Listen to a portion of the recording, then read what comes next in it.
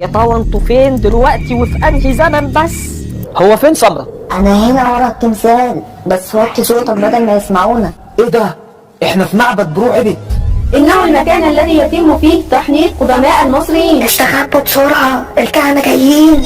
واحنا بقى معانا الازازة اللي فيها السر. ازازة صغيرة لكن فيها اعظم سر في التاريخ. اكيد دي عفاريت الناس اللي حنطوها هنا قبل كده، شكلهم كده اشباح. استنى بس، استنى الباب بيفتح اهو. انا سامع صوته اهو. مين اللي بيفتح الباب؟ مين؟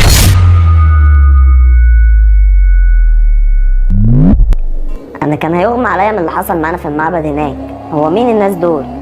دول قدماء المصريين الفراعنه يا سمرة. الفراعنه اللي هم العواجيز قوي بتوع زمان دول؟ طب ازاي؟ دي حاجه غريبه ومش مفهومه. هو انا بحلم ولا ايه؟ انا عاوز اروح يا استاذ سليم. اروحك فين يا سمرة؟ انت خلاص بقيت واحد مننا وما ينفعش تتنقل لوحدك، لان لازم كلنا نتنقل مع بعض، والزمن اللي نسيبه مش هينفع نرجع له تاني. امشي قدام لغايه اما نشوف هيقابلنا ايه بقى في الصحراء دي.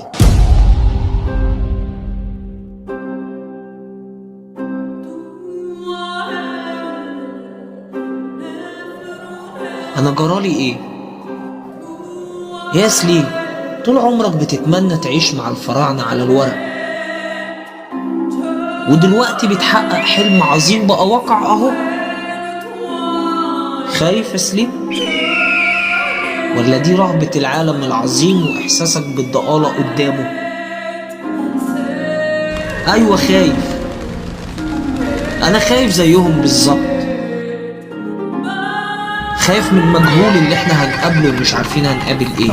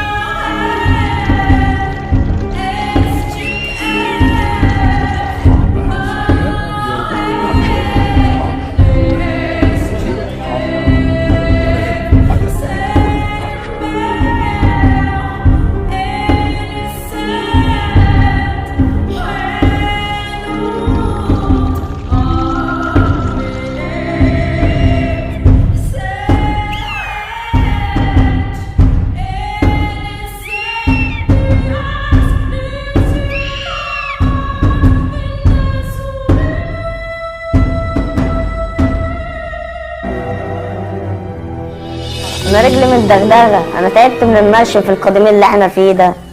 انا مش قادر بقى خلاص. وبعدين بقى يا سمرة؟ وبعدين؟ امال صوفيا تعمل ايه يا اخي؟ صوفيا صحتها كويسه، هي دي بتتعب ولا بتقول حتى اهي ماشيه قدامنا اهي زي الفل. بسم الله ما شاء الله يا اخي، انت هتقر عليها ولا ايه؟ ايه الريحه الغريبه دي اللي ماليه المكان؟ انا خايف قوي ومش قادر امسك اعصابي. وبعدين معاك بقى؟ انت بالطريقه دي هتعطلنا وهتضيع لنا الوقت. طب روحوني ودوني عند امي وخليكوا انتوا هنا مع الفراعين. انظر إلى هذا القصر المبهر هناك. يا ترى من الذي يسكن بداخله؟ يلا تعالوا ندخل نشوف القصر الجميل ده من جوه فيه ايه. استنوا شويه بس، انا عندي اقتراح علمي، ايه رايكم تسمعوه؟ انت تدخل انت وصوفيا وانا هستناكوا هنا، لان بصراحه في موقف قديم بيني وبين قرايبنا الفراعنه وقلقان منهم يعني. وبعدين في لعب العيال ده بقى، امشي معانا يلا امشي. حاضر يلا. يا فرعون مصر خوف صاحب الجلالة، أنا صممت لك بقى مقبرة عظيمة على شكل هرم، ارتفاعها أعلى من ارتفاع الهرم بتاع المهندس من حتب اللي بناه الملك بتاعه زوسر. سيكون شيئا فريدا رائعا عندما تتمطى الشمس وتتثاءب فوق لونه الأبيض. ليكن عملا لا تشرق الشمس على مثله أبدا، وليكن هذا الهرم وجه مصر الذي يلوح عبر السماء الواسعة وتراه الدنيا. يفنى كل شيء ويبقى هو إلى آخر الزمان.